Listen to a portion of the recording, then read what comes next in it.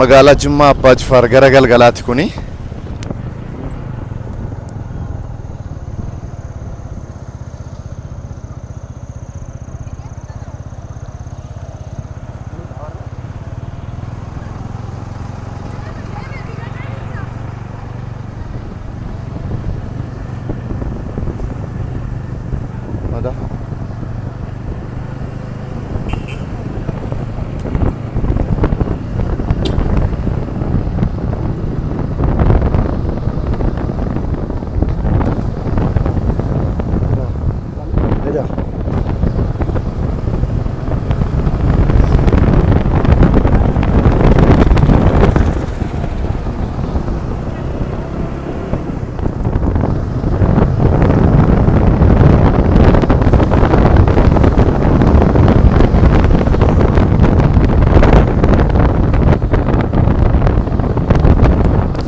Naannoon kun magaalaa Jimmaa itti waamamni isaa yookaan maqaan isaa Faranjii Araadaa jedhamuun beekama.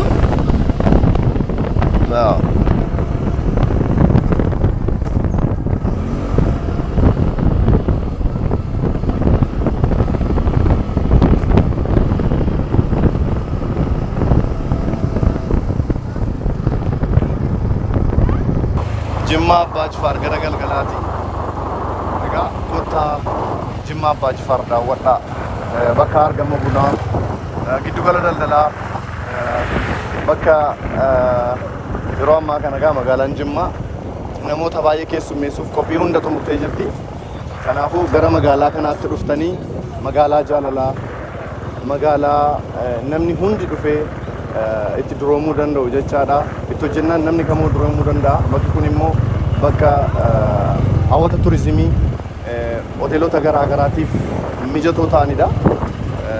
Qaamoleen dhimmi kun ilaallatus wantoota garaagaraa mijeessuu irratti argama waan ta'eef gara magaalaa jaalalaa kanaatti dhuftanii biyya kana daawwachuu, kunuunsuu, irratti hojjechuu, irratti invest gochuu dandeessu jechaadha. Kanaafuu hiree kanatti fayyadamu.